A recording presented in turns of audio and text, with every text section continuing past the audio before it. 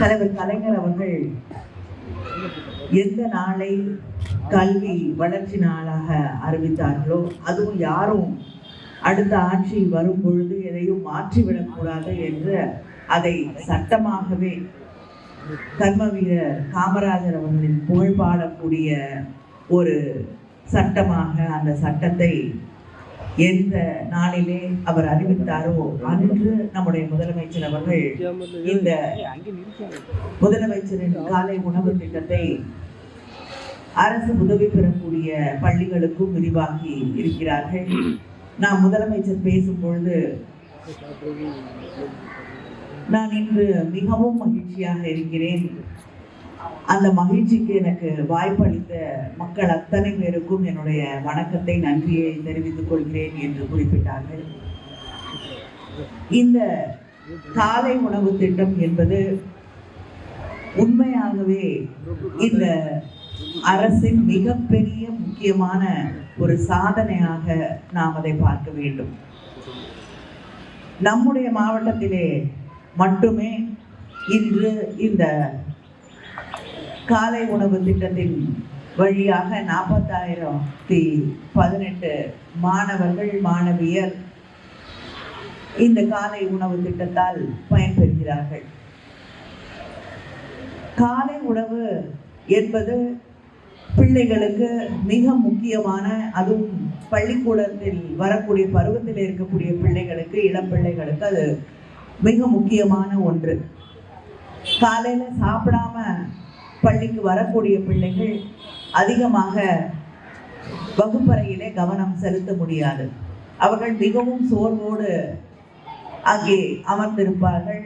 அவர்களும் அந்த சோர்வின் காரணமாக பாடத்தை கவனிக்காமல் ஆசிரியருக்கும் அது ஒரு சவாலாக மாறி இருவருக்கும் இடையே அது ஒரு போராட்டமாக மாறக்கூடிய நிகழ்வுகளை கூட நீங்கள் பார்த்திருப்பீர்கள். அதே போல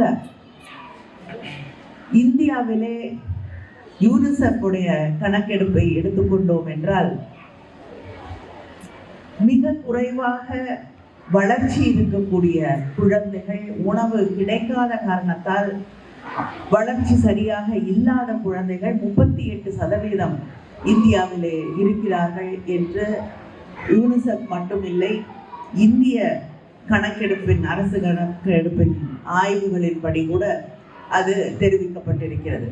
இந்தியாவிலே மட்டும் உணவு பற்றாக்குறையால் உணவு கிடைக்காமல் ஏறத்தாழ ஒவ்வொரு நாளும் 3000 குழந்தைகள் உயிரிழந்து கொண்டிருக்கிறார்கள் என்ற அந்த வருத்தமான செய்தி பதிவு செய்யப்பட்டிருக்கிறது. இப்படிப்பட்ட ஒரு சூழலிலே நம்முடைய பிள்ளைகளின் எதிர்காலத்தை கருதி நம்முடைய முதலமைச்சர் அவர்கள் மிக முக்கியமான இந்த திட்டத்தை எதிர்கால தலைமுறை ஆரோக்கியமானதாக, மகிழ்ச்சியோடு கல்வி பயிலக்கூடிய ஒரு தலைமுறையாக அது உருவாக வேண்டும். வளர்ச்சி குறைபாடுகள் இல்லாத ஒரு தலைமுறையாக தமிழ் மக்கள், தமிழ் இளைஞர்கள், இளம் பெண்கள் வளர வேண்டும் என்பதற்காக கொண்டு வந்திருக்கக்கூடிய இந்த திட்டத்தை நாமும் இன்று நம்முடைய தொகுதியிலே அறிமுகப்படுத்தி இருப்பதிலே மற்றற்ற மகிழ்ச்சி. அதே போல இந்த திட்டத்தை இன்று விரிவாக்கம் செய்திருக்கக்கூடிய நம்ம முதலமைச்சர் அவர்களுக்கு என்னுடைய நன்றியையும் இங்கே தெரிவித்துக் கொள்கிறேன். இங்கே இருக்கக்கூடிய மாணவர்கள், ஆசிரியர்கள் அத்தனை பேருக்கும் என்னுடைய வாழ்த்துக்களை தெரிவித்துக் கொள்கிறேன். பாதகம் செய்பவரை கண்டால் நாம் பயங்கொள்ளலாகாது பாப்பா, மோதி மிதித்து விடு பாப்பா, அவர் முகத்தில் உமிழ்ந்து விடு பாப்பா. அண்மை செய்திகளை உடனுக்குடன் தெரிந்து கொள்ள இணைந்திருங்கள் இயம்நாடு தொலைக்காட்சியுடன்.